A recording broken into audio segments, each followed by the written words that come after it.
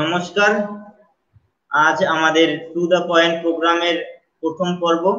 Instant nation news থেকে আমাদের আজকের প্রোগ্রাম টু দ্য পয়েন্ট।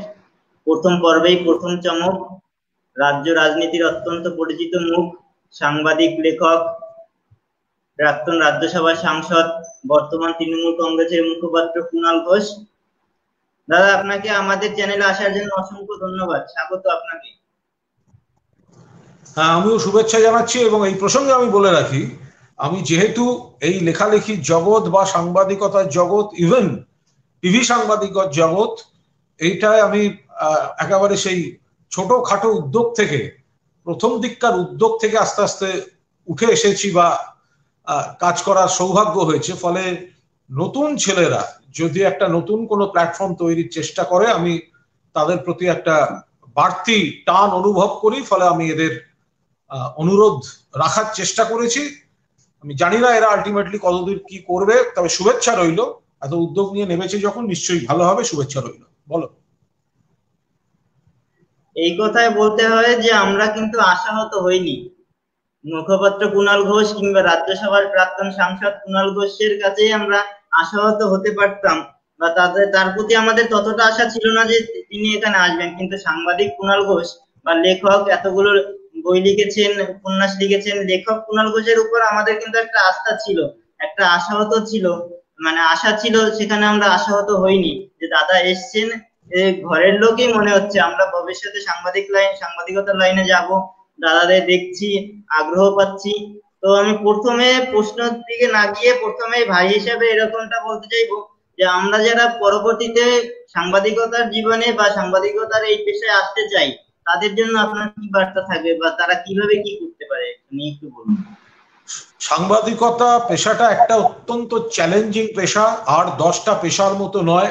এবং খুব সত্যি কথা বলতে কি, বাংলা সাংবাদিকতা এখন এমন জায়গায় আছে, এবং অ্যাজ এ হোল সামগ্রিক সাংবাদিকতা খুব স্টেবল জায়গায় আছে, খুব স্থিতিশীল জায়গায় আছে, সেটা কিন্তু সব ক্ষেত্রে মনে হয় না। অর্থাৎ এই সাংবাদিকতাটা একটা খুব একটা স্ট্রাগলের জায়গা। একটা পর্যায়ের পর খানিকটা যেন স্টেবিলিটি বলে মনে হয়, কিন্তু পরিবর্তিত আর্থিক ব্যবস্থায় দেখা যাচ্ছে বড় বড় সংস্থাগুলি, সেটা বাংলা হোক, ইংরেজি হোক, সর্বভারতীয় হোক, তারা যেভাবে ছাঁটাই এবং কর্মী সংকোচন করতে বাধ্য হয়েছে, নিজের ইচ্ছায় তো করছে না, এটা পরিস্থিতি তৈরি হয়েছে।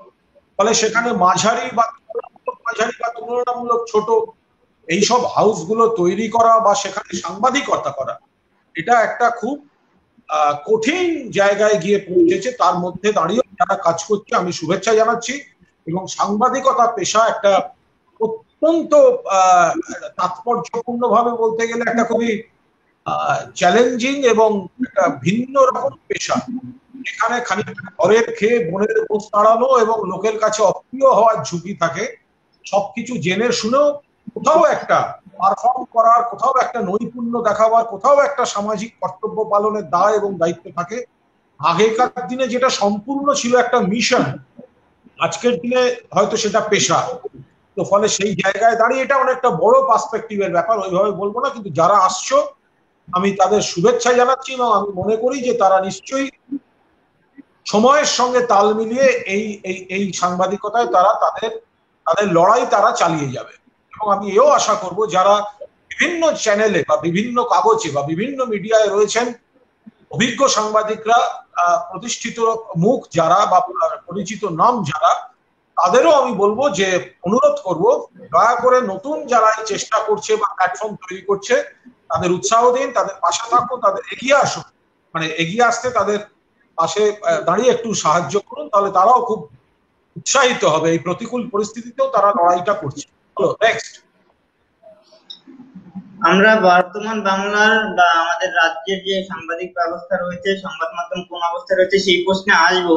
তার আগে আমরা প্রথম যে একটা প্রশ্নে না গেলেই নয়, খুব নিজের থেকেও জানার ইচ্ছা, আর অনেকে এই প্রশ্নটা করেছেও, যে কুণাল ঘোষ সাংবাদিক ছিলেন, এখন তৃণমূলের মুখপাত্র।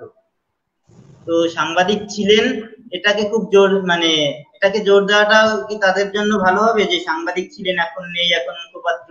এই দিকটা ঠিক কিভাবে দেখবেন? এটা সম্পূর্ণ তাদের ব্যাপার, কে কি বলছেন এসব নিয়ে আমি এসব ভাবি না। আমি মনে করি যে সাংবাদিক মানে শুধুমাত্র একটি নির্দিষ্ট কলম লেখা নয়, সাংবাদিক মানে বিভিন্ন ধরনের খবর যথাযথভাবে মানুষের কাছে পৌঁছে দেওয়া, যথাযথ বিশ্লেষণ পৌঁছে দেওয়া। আমি সেই দায়িত্ব 100% মানে আন্তরিকতার সঙ্গে পালন করার চেষ্টা করি। এরপর কে মানলেন না আমার কিচ্ছু যায় আসে না। আর তথাকথিত যারা নিরপেক্ষতার মোড়কে আছেন তাদের আমি বলতে চাই, ধরা যাক আজকাল কাগজ, তারা বামফ্রন্ট জমানায় তারা ছিলেন বামফ্রন্টের পূজারী, বিশেষভাবে বুদ্ধদেব ভট্টাচার্যের পূজারী এবং পরিবর্তনের বিরুদ্ধে। এখন আবার তারা হচ্ছেন উগ্র মমতাপন্থী। আমি তাদেরকে একটু ছোট করছি না, আমি বোঝাবার জন্য বলছি। তাহলে তাদের নিরপেক্ষতা নিয়ে তো কোনো প্রশ্ন হয় না।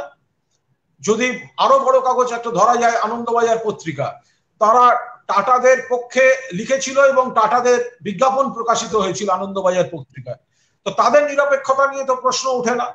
ফলে ব্যক্তিগতভাবে কেউ যদি কোনো রাজনৈতিক অবস্থান নেয় আর যারা মুখোশ পরে আছেন তারা নেন না, তো ফলে সেই জায়গায় দাঁড়িয়ে আমার মনে হয় বিচার করাটা ঠিক হবে না। আমার লেখা, আমার শব্দচয়ন, আমার যুক্তি, আমার ব্যাখ্যা, তাই দিয়ে বিচার হওয়া উচিত। আমি কি এইটা আগে থেকে মাথায় নিয়ে মানে বিশ্লেষণ করলে তার প্রতি খুব একটা সুবিচার করা হবে না বলে আমি মনে করি। আর এটাও তো ঘটনা যে সাংবাদিকতা থেকে প্রত্যক্ষ রাজনীতি, এরকম বহু উদাহরণ আছে যারা গণশক্তি কাগজে কাজ করেন। তারা তো একটি রাজনৈতিক দলেরই কাগজে কাজ করেন। আবার আমি এমন জানি ব্যক্তি রয়েছেন যারা বিভিন্ন সংবাদপত্রে রয়েছেন বা চ্যানেলে রয়েছেন, তারা ব্যক্তিগতভাবে অমুক দল বা অমুক নেতার সমর্থক, তো তারা হয়তো অফিসিয়ালি বলেননি, আমি হয়তো অফিসিয়ালি, সেটা আমার ক্ষেত্রে প্রযোজ্য। মানে এটা যে যাভাবে ভাবছেন তার বিষয়। আমি আবার বলবো, আমার খবর, আমার লেখা, আমার শব্দচয়ন, আমার ব্যাখ্যা, আমার যুক্তি দিয়ে বিচার করুন। যাদের পছন্দ হয় তাদের মনে হয় আমি নিরপেক্ষ, আর যাদের পছন্দ হয় না তারা নানা রকম যুক্তি খুঁজে বেড়ান, তাদের নিয়ে আমি খুব একটা ভাবতে চাই। নেক্সট। আচ্ছা, আমরা বর্তমান ডিজিটাল মিডিয়ার একটা ট্রেন্ড চলছে, আমরা দেখছি যে ট্রেন্ডটা চলছে। তথাকথিত প্রথম সারির মিডিয়া বা প্রিন্ট মিডিয়ার যেগুলো রয়েছে তার প্রতি মানুষের ভরসাটা ক্রমশ কমে যাচ্ছে। অনেকে একে হেসে হেসে গদি মিডিয়া বলে। মানে গদি মিডিয়াটা আমরা শব্দটা খুব মানে চলছে, এটা জাতীয় স্তরে দেখা গেলে ন্যাশনাল মিডিয়া গুলোতে কেন্দ্র সরকারের কোনো বিরোধিতা করছে না, রাজ্যে দেখা গেলে কোনো কাগজ মানে রাজ্য সরকারের বা মমতা ব্যানার্জি সরকারের কোনো বিরোধিতা করছে না। এর বিষয়ে আপনার সাংবাদিক হিসেবে কেমন লাগে যে এখানে সাংবাদিকরা তাদের নিরপেক্ষতা, তাদের যে প্রথম যে শর্তটা নিরপেক্ষ থাকা, সেটাই থাকছে না, তারা কোনো একটা সরকার বা শাসক গোষ্ঠীর হয়ে খবরটা, এটা ওইভাবে দেখাটা ভুল, এটা ওইভাবে দেখাটা সম্পূর্ণ ভুল। এই বিচারটা কে করছে? বিচারটা করছেন পাঠক। পাঠক পাঠক সমাজ বা মানুষ হঠাৎ হঠাৎ তাদের বিবেক জেগে ওঠে। একাংশের মানুষ যাত্রাপালার বিবেকের ভূমিকায় অভিনয় করেন। সেটা হচ্ছে অমুক কাগজ নিরপেক্ষ নয়, তমুক চ্যানেল নিরপেক্ষ নয়। আরে বাবা, তো ভাবতে হবে। এটা তো আর এখন কেউ তো সন্ন্যাসী নন। সাংবাদিকরা যারা কাজ করছেন বা যারা কর্মীরা কাজ করছেন, মাস গেলে তাদের বেতন দরকার। আর একটা কাগজের দাম কত? আজকে যদি আপনি একটা কাগজ কেনেন, দৈনিক কাগজ, একটা 12 পাতা বা 16 পাতার কাগজ যদি কেনেন, সেই কাগজের প্রোডাকশন কস্ট হবে খুব কম করে হলে এক পিস কাগজের দাম 10 থেকে 12 টাকা হবে মিনিমাম, সব খরচা নিয়ে একটা কাগজের দাম। আপনি কিনছেন 3 টাকায় বা 4 টাকায়, বড় জোর 5 টাকায়, ধরা যাক 4 টাকা অ্যাভারেজ, তার 30% চলে যাচ্ছে হকার বন্ধুর কাছে। তাহলে খবরের কাগজের কাছে আসছে কত টাকা? তাহলে তিনি পোষাবেন কোথার থেকে, মাইনে দেবেন কোথার থেকে? তাকে বিজ্ঞাপনের উপর ভরসা করতে হচ্ছে। কোন বিজ্ঞাপন? হয় সরকারি বিজ্ঞাপন অথবা কোনো বাণিজ্যিক গোষ্ঠীর বিজ্ঞাপন। খুব স্বাভাবিকভাবে দায়বদ্ধতা থেকে সংবাদ মাধ্যমকে তার বিজ্ঞাপন দাতাদের উপর ডিপেন্ড করতে হয়। যদি পাঠকরা নিরপেক্ষ চান কাগজ বা চ্যানেল, তাহলে দয়া করে আপনারা পে চ্যানেলে আসুন, কাগজের দাম দিন, 10 টাকা দাম দিন একটা কাগজে। কাগজ বিক্রি করে আপনি তো সাবসিডাইজড পাচ্ছেন। পাঠক, আপনি যে কাগজটা পাচ্ছেন সেটা সাবসিডাইজড পাচ্ছেন। কে দিচ্ছে সাবসিডি? নয় কোনো না কোনো সরকার, কেন্দ্রীয় সরকার বা রাজ্য সরকারের বিজ্ঞাপন, অথবা কোনো না কোনো বাণিজ্যিক গোষ্ঠীর টাকা পাচ্ছেন। কেন আপনি সাবসিডিটা অনুভব করবেন? মাসে দিনে 10 টাকা, মাসে 300 টাকা, আপনি নিরপেক্ষ খবর পড়বেন, আপনি সিগারেট মদের জন্য টাকা দেবেন, সব জিনিসের দাম বাড়বে, আর চ্যানেল আর কাগজের জন্য আপনি টাকা দেবেন না? এটা কোনো কথা হলো নাকি? তো ফলে সেই কাগজ একটা প্ল্যাটফর্ম, তাকেও 200 লোককে মাইনে দিতে হয়। তো ফলে তাকে যারা পরিপিষ্ট করছেন, তাকে যারা পৃষ্ঠপোষকতা করছেন, তাদের লাইন মেনে চলাটা তাদের দায়বদ্ধতার মধ্যে পড়ে। যারা এই মানে কাঁচা সত্যটা বলেন না, এটাকে চোখ বুজে থাকেন, আমি বলবো এই অস্বীকার করার মানে হয় না। নিরপেক্ষতার প্রশ্ন সেদিন আসবে যেদিন মানুষ পয়সা দিয়ে, ন্যায্য মূল্য দিয়ে মিডিয়ার খবর দেখবে, সেদিন তারা নিরপেক্ষতা নিয়ে প্রশ্ন তুলবে। এর বাইরে নিরপেক্ষতা নিয়ে প্রশ্ন তোলার কোনো রাইট কারণ নেই। যা করে মিডিয়া তার লাইন অনুযায়ী করে, পছন্দ হলে দেখবেন, না পছন্দ হলে দেখবেন। বলা যায় যে কুণাল ঘোষ, সাংবাদিক কুণাল ঘোষ হোক বা মুখপাত্র কুণাল ঘোষ, এটা বলে দিচ্ছেন যে আজকে সংবাদ মাধ্যম নিরপেক্ষ নয়, সেটা কেন্দ্র হোক বা বাংলার হোক, সবটাই মানে আমরা ধরে নিচ্ছি। এর পরের প্রশ্নে আসবো আমরা, যে বিভিন্ন পোর্টাল। একবারও আমি বলিনি নিরপেক্ষ নয়, আমি কোথায় বলেছি নিরপেক্ষ নয়? আমি বলেছি তাদের একটা বাধ্যবাধকতা থাকে, সেটা নিয়ে প্রশ্ন তোলার দায়িত্ব কারণ নেই, সেটা নিয়ে প্রশ্ন তোলার দায়িত্ব কারণ নেই। এখন যদি তোমাদের মনে হয় যে নিরপেক্ষতা শব্দটা এতটাই খেলো যে যখন তখন যাত্রার কাছে এটা দিয়ে একটা সস্তা হাততালি দেখানো যায়, তাহলে তোমরাও পোর্টাল নিয়ে বেশি দূর এগোতে পারবে না। ব্রড মাইন্ডেড হয়ে খেলো, ব্রড মাইন্ডেড হয়ে খেলো। একটা কাগজ ওটা লিখেছে বলেই সে নিরপেক্ষ নয়, এটা বলাটা ভুল। কোশ্চেনটা হচ্ছে যে প্রশ্ন তুলছে সে কোন পক্ষে আছে, আগে সেটাকে দেখতে হবে। তো নইলে নিরপেক্ষ কথাটা আসবে কোথার থেকে? যে প্রশ্ন তুলছে সে কোন পক্ষে আছে, সে কার দ্বারা পুষ্ট, সেইটা তো আগে দেখতে হবে, তারপর তো এই নিরপেক্ষতার কথাটা আসবে। আমি শুধু বলছি আজকের দিনের মিডিয়ার বাধ্যবাধকতার কথাটা। একটা যে মিডিয়াকে একটা বড় বিজনেস গোষ্ঠী বিজ্ঞাপন দেয়, সেই মিডিয়ার ক্ষমতা হবে না সেই বিজনেস গোষ্ঠীর বাইরে গিয়ে খবর করা। যদি কোনো মিডিয়াকে পুরোপুরি কোনো না কোনো সরকার, কোনো না কোনো রাজ্য সরকার, কোনো না কোনো কেন্দ্রীয় সরকারের উপর ডিপেন্ডেন্ট থাকতে হয়, তাহলে তার একটা বাধ্যবাধকতা থাকবে, তার মধ্যে দাঁড়িয়ে সে যতটা সম্ভব সঠিক খবর পরিবেশন করবে, কিন্তু তার দায়বদ্ধতা থাকবে। এই দায়বদ্ধতা শব্দটা মানতে হবে। আর যারা সেই প্রোডাক্টটাকে এনজয় করছে, তাদের মিনিমাম রাইট নেই এই দায়বদ্ধতা নিয়ে প্রশ্ন তোলার। এইটা হচ্ছে কথা। আচ্ছা, আমরা পরের প্রশ্ন চলে যাব দাদা। পরে বিভিন্ন পোর্টাল বা ইউটিউব চ্যানেল মানে কন্টেন্ট ক্রিয়েটরদের উপর সরকারের একটা কঠোর মনোভাব বলা যায়, বা বলা যায় সরকারের আক্রমণ। আমরা আরামবাগ টিভি দেখেছি 1 লাখ টাকা করে ক্লাব পাচ্ছে এই পরিস্থিতিতে, সেই সময় আরামবাগ টিভি দেখেছি, তারপর স্বর্ণময় বন্দ্যোপাধ্যায়কে দেখেছি, প্রবীর কুণ্ডুকে দেখেছি। তো সাংবাদিক হিসেবে কি এটা খারাপ লাগার একটা জায়গা থেকে যায় না আপনার, যে পোর্টাল বা সাংবাদিকদের উপর সরকারের একটা কঠোর মনোভাব বা আক্রমণ? এটা কেন এই প্রশ্নটা আসছে আমি এখনো বুঝতে পারছি না। তার কারণ হচ্ছে সাংবাদিক এবং পোর্টাল, আমি আমার হাতে একটা ফোন আছে আর আমি একটা খুলে বসে থাকলাম, তার মানে কি আমি সাংবাদিক হয়ে যাচ্ছি? তার মানে কি আমি সাংবাদিক হচ্ছি? ধরো তুমি আজকে প্রোগ্রাম করছো, আমি তোমাকে উৎসাহ দিচ্ছি, আমি তোমাকে উৎসাহ দিচ্ছি যে তুমি এটা নতুন করছো, কিন্তু আমি পরিষ্কার দেখতে পাচ্ছি তুমি এখনো তৈরি নও অ্যাঙ্কার হিসেবে। তোমায় ক্যামেরায় আরো সাবলীল হতে হবে, তোমার প্রশ্ন দেখতে গেলে তোমাকে দেখে দেখে বলতে হচ্ছে, এবং তুমি 14 বার ফাম্বল করছো। তাহলে এখন আমরা প্রথমেই সাংবাদিক অমুক তমুক সরকারের দিকে আঙুল তোলার আগে তো নিজেদের দিকে দেখবো। আজকে পোর্টাল বাড়ছে, ইউটিউব চ্যানেল বাড়ছে, এটা ঠিক কথা, কিন্তু কাদের হাতে বাড়ছে এবং তারা কতটা সঠিক? এর আগে যখন কাগজ ছিল, চ্যানেল ছিল, আমরা দেখিনি রাষ্ট্রযন্ত্র কি জিনিস। উত্তরবঙ্গ সংবাদের কর্মী সিটুর হাতে নিহত হয়নি, সর্বভারতীয় ক্ষেত্রে কট্টর হিন্দুত্ববাদীদের হাতে সাংবাদিকরা নিহত হচ্ছেন না।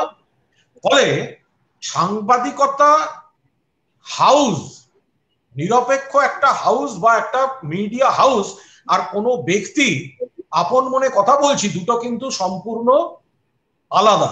এবার কে কি বলছেন তার ব্যাপার। আমি আশা করব যে মিডিয়া হাউস এবং সাংবাদিকতা এই কথাটা সর্বক্ষেত্রে সমানভাবে প্রযোজ্য হওয়ার আগে সব দিকটাও একটু বিচার বিবেচনা করে দেখে নেওয়াটা আমার মনে হয় সঠিক কাজ হবে।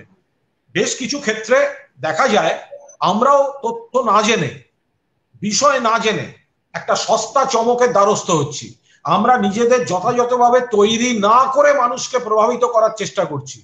আগে কাগজ বা চ্যানেলের ক্ষেত্রে কঠিন ছিল, আজকে তথ্য প্রযুক্তিতে এক একজন, মানে আমি ইচ্ছা করলে, আমি ব্যক্তি একটা নিউজ চ্যানেল, তুমি ব্যক্তি একটা নিউজ চ্যানেল, অমুক ব্যক্তি একটা নিউজ চ্যানেল।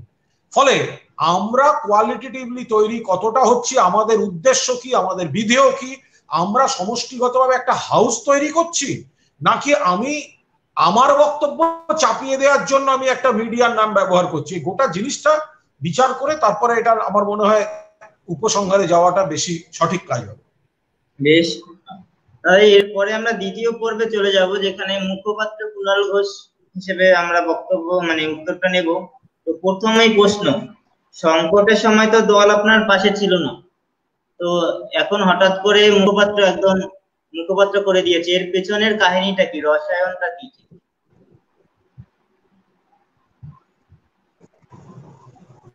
তোমার সাউন্ড কেটে যাচ্ছে, আবার বলো।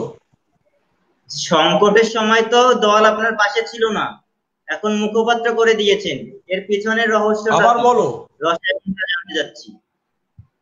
শোনা যাচ্ছে? হ্যালো?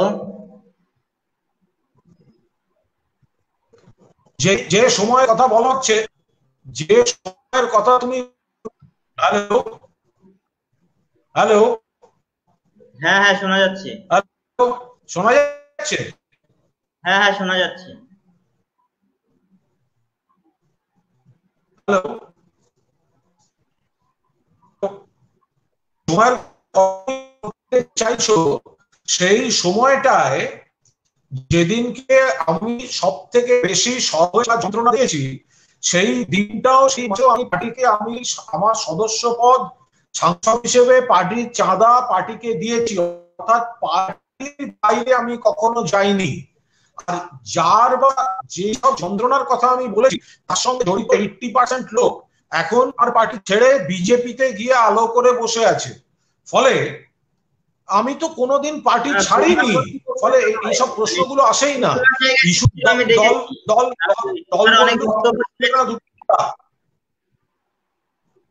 তোমার এই বক্তব্যটা শুনতে পাচ্ছি না, কেটাই। তোমার এই বক্তব্যটা আমি শুনেছি, আমার প্রশ্নটা হচ্ছে, দল তো পাশে ছিল না, তুমি দলের সাথে ছিলে সবসময়, কিন্তু এখন আবার দল, সেটা আমার ব্যাপার এবং আমার দলের ব্যাপার। আমার যন্ত্রণাটা যদি দল অনুভব করে থাকে, আর যারা পাশে ছিল না বা যারা পাশে দলকে থাকতে দেয়নি তারা যদি এখন দল বদলু হয়ে অন্য দলের খাতায় খায়, আমি কেন আমার দলের সঙ্গে ঝগড়া করব? এটাও তো দেখতে হবে, এটাও তো নিশ্চিতভাবে দেখতে হবে যে কথায় কথায় যারা মনে করেন, কথায় কথায় যারা,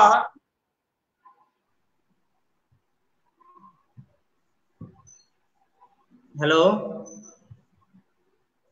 কথায় কথায় যারা তো ইস্যুতে দলের সঙ্গে কোনো, হ্যালো, কথায় কথায় যারা দলের সঙ্গে কোনো মত পার্থক্য হলে দল বদলে যায়, তার বাইরেও তো একটা নিয়ম রীতি বলে কিছু আছে। আমি দল বদলুর খাতায় পড়ি না, এবং যে সময়টার সংকটের কথা বলা হচ্ছে সেই সময় তো আমি দলকে চাঁদা দিয়ে প্রমাণ করে দিয়েছি এবং দলও সেই চাঁদা গ্রহণ করেছে। গিয়ে রাজ্যসভার লাইব্রেরিটা দেখো, দেখবে কিন্তু কুণাল ঘোষকে তৃণমূল কংগ্রেসের সাংসদ হিসেবেই তারা স্বীকৃতি দিয়ে রেখেছে। আর যারা এটা করতে দেয়নি তারাই তো তৃণমূল কংগ্রেস ছেড়ে বিজেপিতে গিয়ে নাম লিখিয়েছে 80% লোক। তো সুতরাং এইসব প্রশ্ন এখন আসে না। আমার যন্ত্রণাটা যদি পার্টি অনুভব করে থাকে তো ভালো, তো আমি তো কৃতজ্ঞ যে পার্টি আমাকে আমার যন্ত্রণাটা অনুভব করেছে, এবং যারা মাঝখানে এই চক্রান্তগুলো করছিল তার 80% লোকের চরিত্র যে পার্টি বুঝতে পেরেছে, তো ভালো কথা। এর পরের প্রশ্নে যাব, আমাদের এই দ্বিতীয় পর্ব শেষ করব এরপরে এই প্রশ্নটা দিয়ে, যে একটি পোস্ট, অনেকগুলো ল্যাম্প পোস্ট, সাথে 500 কোটির চার্জার লাইট, এত কিছু দিয়েও কি চাল চোর, কাটমানির তকমা ও বেকারত্বের কালো অধ্যায় কাটিয়ে 2021-এ নবান্নের 14 তলায় কি সবুজ বাতি জ্বালানো যাবে, সবুজ আলো? তুমি তুমি যেটা বললে সেটা তোমার ওই লেখাটার দিকে না তাকিয়ে ক্যামেরার দিকে তাকিয়ে আরেকবার নিজের থেকে বলো। যেটা বললে না, তুমি কি বলতে তুমি কি বলতে চাইছো বড় কথা নয়, তুমি যেটা বললে ওটা কাগজের দিকে না তাকিয়ে ক্যামেরায় বলো। লুক শিফট করবে না, ক্যামেরা থেকে লুকটা শিফট না করে বলো। এক্ষুনি যে ছন্দটা কেটে বললে সেটা আমাকে বলো, বলো বলো বলো, তাড়াতাড়ি বলো। একটা পোস্ট, বাকি সব ল্যাম্প পোস্ট, সাথে 500 কোটির চার্জার লাইট, এত কিছু থাকতেও কি এটা কি কোনো মিডিয়ার ভাষা হতে পারে? তোমার কি মনে হয় যে এটা কোনো মিডিয়ার ভাষা হতে পারে? নইলে ধরে নিতে হবে এটা। তাহলে তো প্রশ্নটা করার আগে বলা উচিত ছিল এবিসিডিটা মেনে, যে বিরোধীরা বলছেন, এই শব্দটা বলা উচিত ছিল। তুমি যে প্রশ্নটা করলে সেটা কি কোনো মিডিয়ার প্রশ্ন বা মিডিয়ার অবজারভেশন হতে পারে? এই জন্যই হচ্ছে পোর্টালগুলোর সমস্যা। পোর্টালগুলোর ভবিষ্যৎ অনেক দূর, অনেক বড় পোর্টালগুলোর ভবিষ্যৎ, কিন্তু এত কাঁচা হাতে যদি হয়, আমি তোমায় বলতে পারতাম যে তোমাদের অ্যাঙ্কারিং কে করবে, কে কে ইন্টারভিউ নেবে। আমি খুব সাবলীল পরিচিত মুখ ছাড়া বসবো না, আমি বলি না, আমি চাই নতুনদের আমি সঙ্গে থাকবো, কিন্তু একেবারে যদি তৈরি না হয়ে বসো, ফাম্বেল করছো, কোয়েশ্চেনের ধাঁচ জানো না, তাহলে কি করে চলবে? এটা হয় নাই কখনো। বলো, বিরোধীরা বলছে তাদের ব্যাপার, সম্পূর্ণ গণতান্ত্রিক পদ্ধতিতে একটা পার্টি চলছে, পার্টির একটা স্ট্রাকচার আছে, পার্টি চলছে। 2011 সালে মানুষকে এইভাবে ক্ষমতায় এনেছে, 2016 সালে এত জোট হলো, এত কিছু হলো, হয়েছে, ক্ষমতা এনেছেন, এবং 2021 সালে আবার ক্ষমতায় আসবে তৃণমূল কংগ্রেস। এবং যারা রাজনৈতিকভাবে দেউলিয়া, অন্য দলের ছাঁটমাল নিয়ে তাদের দল সাজাতে হয়, তারা আবার ভাবছে কি দূর। আচ্ছা, আমরা এর পরে টু দা পয়েন্ট আমরা নাম রেখেছি, তো কয়েকটা বিষয় দেব আপনাকে, আপনি শুধু জাস্ট এক লাইন বা খুব সংক্ষেপে সেই সব নাম সম্পর্কে বা বিষয় সম্পর্কে বলবেন। তো প্রথমে শুভেন্দু অধিকারীর নাম বলবো। খুব ভালো ছেলে, খুব ভালো ছেলে, আমি বহুদিন ধরে ওকে চিনি। ও অসুস্থ ছিল, ওর মা অসুস্থ, মাসিমা সুস্থ হয়ে উঠুন, এবং শুভেন্দু নিশ্চয়ই এখন অনেক সুস্থ হয়ে উঠেছে, ফলে নিশ্চয়ই শুভেন্দু আবার সক্রিয় রাজনীতিতে ফিরবে। শোভন বৈশাখী, আমি এ বিষয়ে কোনো ইয়ে করব না, মন্তব্য করব না। শোভন কলকাতার প্রাক্তন মেয়র, আর মমতাদি তাকে অনেক বড় জায়গায় পৌঁছে দিয়েছিল। আর বৈশাখী একজন অধ্যাপিকা, তিনি সুন্দর দেখতে, সুন্দর কথা বলেন। শোভন দা এবং বৈশাখী দেবী, তারা তাদের ব্যাপার, তারা কি বিষয়ে কোন বন্ধনে যুক্ত তারা ব্যাখ্যা করবেন। আচ্ছা, এর পরের শব্দটা মানে লাইনটা খুব ইন্টারেস্টিং আমার মনে হচ্ছিল, যে বিজেপি ঘনিষ্ঠ কুণাল ঘোষ, এই লাইন সম্পর্কে যদি বলতে বলা হয় তাহলে কি বলবেন?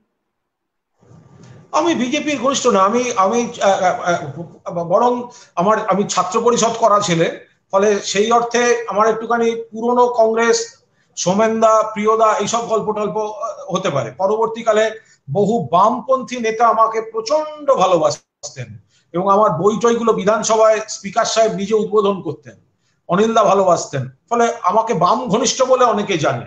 আর বিজেপির মধ্যে চিনি তো অনেককে, তপন শিকদারের সঙ্গে আমার অত্যন্ত ভালো সম্পর্ক ছিল, প্রায় পারিবারিক সম্পর্ক ছিল, ফলে তার সঙ্গে বেছে বেছে একটা দলের ঘনিষ্ঠ বলার তো কোনো জাস্টিফিকেশন আমি দেখতে পাই না। আমি পুরোদস্তুর, আমার দল তৃণমূল কংগ্রেস, আমি সেই অবস্থানে আছি। কিন্তু যেহেতু আমি সাংবাদিকতা করে এসেছি, ফলে তৃণমূল, তারপরে কংগ্রেস, তারপরে বিজেপি, তারপরে CPM, RSP, CPI, forward block, SUCI, CPI ML, Samajwadi party, এরকম বহু দলের বহু নেতা বা নেত্রীর সঙ্গে আমার পরিচয় ছিল, এবং কিছু কিছু ক্ষেত্রে সেই পরিচয় এখনো আছে। বলো।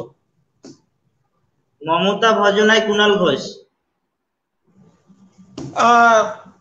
তার সঙ্গে এটাকেও যোগ করতে হবে যে বেশ কিছু ক্ষেত্রে কুণাল ঘোষ অত্যন্ত নিরপেক্ষ ভূমিকা পালন করেছে। চ্যানেল 10 যখন রায়গঞ্জে কোনো ইনসিডেন্ট হয়েছে, অন্য চ্যানেল যেমন দেখিয়েছে টকশো করেছে, চ্যানেল 10ও সেই ঘটনা দেখিয়েছে টকশো করেছে।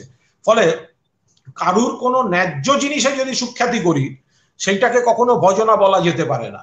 ফলে এই প্রশ্নটা এইভাবে আসছে না, যেটার ন্যায্য প্রশংসা করা সেটা প্রশংসার, যেটা প্রশংসা করার মতো নয় সেটা প্রশংসা করার মতো নয়, মিটে গেল।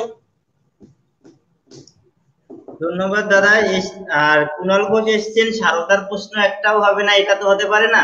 তবে তথাকথিত ভাবে যে সারদা নিয়ে প্রশ্নগুলো ওঠে সেই প্রশ্নগুলো নয়, এবার একটু অন্যরকম একটা সারদা নিয়ে প্রশ্ন হবে যে দাদা কুণাল এই তৃণমূলের মুখপাত্র হওয়ার আগে অব্দি কেউ মানে সবাই ভুলে গিয়েছিল, বা আমি দেখছিলাম আপনার লাইভ গুলো বা আগের ভিডিও গুলো, সেখানে সারদা নিয়ে একটা কত মানে একটা মন্তব্য নেই, একটা কথা নেই। মুখপাত্র হওয়ার পর থেকে এটা অবশ্য বিরোধীদের একটা ঠিকই তাদের জায়গায় দাঁড়িয়ে গেলে ঠিক আছে যে তারা আছে, কিন্তু এই মুখপাত্র হওয়ার পর থেকে হঠাৎ মানে বিজেপি ঘনিষ্ঠরা বা বিজেপি সমর্থকরা একটা জায়গা থেকে সরে এসে হঠাৎ করে আক্রমণ করার গতিটা বাড়িয়ে দিয়েছে ব্যক্তি কুণাল হিসাবে, বা বলা যায় মুখপাত্র কুণাল ঘোষকে। আরে কুণাল ঘোষের তো হিম্মত আছে, সে সমস্ত সোশ্যাল মিডিয়ায় দাঁড়িয়ে সকলের সঙ্গে যোগাযোগ রাখে। আমি জ্ঞানত কোনো অন্যায় করিনি, আমি প্রথম দিন থেকে রাজ্য কিংবা কেন্দ্র সব এজেন্সিকে আমি সহযোগিতা করছি। আর বিভিন্ন ক্ষেত্রে যাদের বিরুদ্ধে অভিযোগ উঠেছে বিজেপি তাদেরকে ডেকে ডেকে পার্টিতে নিচ্ছে এবং পলিটিক্যাল প্রোটেকশন দিচ্ছে। সমস্যাটা হচ্ছে কি যে কিছু তাদের পার্টির সমর্থক যারা তৃণমূল পার্টির সমর্থক নন তারা হয়তো আক্রমণের জন্য এই জিনিসটাকে কেউ কেউ বেছে নিতে যাচ্ছেন। আমার মনে হয় এটা সবাই জানেন, সারা পৃথিবী জানে। তুমি যদি কোনো এপিসোড শুধু সারদা নিয়েই করতে চাও আমার তাতেও কোনো আপত্তি নেই। সোশ্যাল মিডিয়ায় আর কোনো বিতর্কিত ব্যক্তিকে পাবে না যে সে এইভাবে বিতর্কিত বিষয়ে সবসময় মানুষের সামনে থাকে। তারপরেও আমার সৌজন্যের সুযোগে যদি কেউ মনে করেন অন্যায্য প্রশ্ন তুলবেন সেটা সম্পূর্ণ তাদের ব্যাপার। আমি জ্ঞানত কোনো অন্যায় করিনি। সারদায় আমি একটা মিডিয়া পার্সন। সারদা কেন, চিটফান্ড গুলোর যে বিভিন্ন মিডিয়া ছিল সেখানে বহু সাংবাদিক বহু বড় পদে আমিও কাজ করেছি, আমার ক্ষমতা আছে, আমি কাজ করেছি, মিডিয়ায় কাজ করেছি। আমি কোনোদিন চিটফান্ডে কাজ করিনি, আমার সই করার ক্ষমতা ছিল না, আমার টাকা নেওয়া বা দেয়া কোনো ক্ষমতা ছিল না। এগুলো তো সবাই জানেন, যারা কাজ করেছেন সহকর্মীরা তারাও জানেন। ফলে এবং গোটা মিডিয়া বাকি মিডিয়া জগৎ তারা তো এই চিটফান্ড গুলোর কোটি কোটি টাকা বিজ্ঞাপন নিয়েছে। তো শুধু শুধু চিটফান্ডের যারা কাগজে কাজ করেছে, আর চিটফান্ডটা চলবে কি চলবে না এটা কেন্দ্রীয় সরকার, আরবিআই, সেবির ব্যাপার। আমরা কি করে জানবো কোনটা আইনি না কোনটা বেআইনি? ফলে একটা কাগজ চলছিল, একটা চ্যানেল চলছিল, কাজ করেছি, আমি তো গিয়ে তাকে নামাইনি। তো সেই জায়গায় দাঁড়িয়ে আমি পরিচিত মুখ, লোকে আমায় দেখতে পান।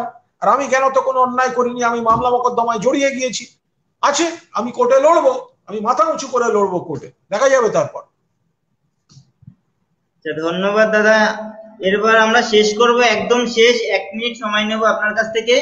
যে ব্যক্তি কুণাল হিসেবে পশুপ্রেমী কুণাল ঘোষ, তারপরে মোহনবাগানের সমর্থক কুণাল ঘোষ, এই নিয়ে কিছু একটা বলে, আর যদি সম্ভব হয় 2 লাইন গেয়ে আমাদের এই আজকের প্রথম প্রোগ্রামটা উদ্বোধনে বলা যায় যে আমরা প্রথম এই প্রোগ্রামটা শুরু করেছি। তোমরা কি উদ্দেশ্যে, কার সাহায্যে, কোন লাইনে থাকবে আমি কিচ্ছু জানি না। আমি এইটুকু জানি তুমি একটা ইয়াং ছেলে, তুমি আমায় ফোন করেছিলে এবং তোমরা একটা প্ল্যাটফর্ম করতে চাইছো। আমার মনে হয় তোমরা যাই করো যুক্তির উপর দাঁড়িয়ে করো, কোনো অন্যায্য যুক্তির উপর দাঁড়িয়ে করো না। সেক্ষেত্রে তোমরা কিন্তু একটা ভালো স্লট নিয়ে এগোতে পারবে। এবং প্রথম দিন তোমার যেটুকু আমার একটু খামতি মনে হলো, আমিও আশাবাদী যে তুমি এটা আরো, তুমি বা তোমার টিমে আর কারা আছেন আমি জানি না, তোমরা যত দিন যাবে তত এইগুলো মহড়া দিতে দিতে খুব সুন্দর জিনিস করে রাখবে। আর তোমরা যে আমাকে সারদা বা এই অপ্রিয় প্রশ্নগুলো করেছো সেই জন্য আমি তোমাদের অভিনন্দন জানাচ্ছি। সাক্ষাৎকারে যদি তুমি আমার নেগেটিভ প্রশ্নই না করলে তাহলে তোমার সাক্ষাৎকার করার কোনো মানেই হয় না। ফলে আমি তোমাদের এই স্পিরিটটাকে আমি অভিনন্দন জানাচ্ছি, মানে এবং আমাকে তোমাদের আমন্ত্রণ করার জন্য আমি ধন্যবাদ জানাচ্ছি। আমি নিশ্চয়ই পশুপ্রেমী, আমার খুব ভালো লাগে পশু পাখি ইত্যাদি। আর তোমাদের পোর্টালকেও বলবো যে গ্যালিফ স্ট্রিটে যে পশুপ্রেমীদের হাট আছে সেখানে তোমরা কভারেজ করো ভালো করে। আর মোহনবাগান মানে তো মোহনবাগান, ভারতের জাতীয় ক্লাব, এ তো এটা গর্বের ব্যাপার মোহনবাগান। হ্যাঁ, ফলে এসব ভালো লাগার জায়গা, ভালোবাসার জায়গা। আর আমিও তো রক্ত মাংসের একটা ছেলে, আমি তো ঠিক টিপিক্যাল নেতা নই, আমি সাংবাদিকতা করতে করতে এই জায়গাটায় চলে এসেছি। কপালে ছিল, একটা জটিল বিষয়ের মধ্যে পড়ে গিয়েছি, আবার লড়াই করছি সেখান থেকে বেরিয়ে আসার জন্য। বাকি দেখা যায়, আমি ঈশ্বরে বিশ্বাসী, আমি মনে করি ঈশ্বর সর্বশক্তিমান আর সময় শেষ কথা বলে। দেখা যাক তারা কি করবেন। Thank you. ঠিক আছে, ধন্যবাদ দাদা, একদম ভাইয়ের মতো ভালোবেসে বলতে গেলে আমাদের ভুলগুলো দেখিয়ে দিচ্ছেন। প্রথম সত্যি এটা আমাদের দ্বিতীয়বার হোস্ট করছি। এর আগে তৃণমূলের বিজেপির দুটো দাদাকে নিয়ে একটা প্রোগ্রাম করেছিলাম, এই দ্বিতীয়টা। আর আমাদের টু দ্য পয়েন্টের প্রথম প্রোগ্রাম। যত বেশি করবে তত তত তত ভালো হবে, আর তুমি তত তুমি আরো সাবলীল হবে। কিন্তু আমি বলবো তোমার তোমার কোয়েশ্চেনের যে প্যাটার্ন আছে, কোয়েশ্চেনের যে স্পিরিট আছে, এটা আমার ভালো লেগেছে। এরকম স্পিরিটটাই রাখবে, ব্যালেন্সড স্পিরিট। তুমি তাকে কথা বলার স্পেসও দিচ্ছ, আবার তার বিরুদ্ধের প্রশ্নগুলোও রাখছো, এটা আমার ভালো লেগেছে। এটা তোমরা চালিও, অভিনন্দন রইল। ধন্যবাদ দাদা। ওকে।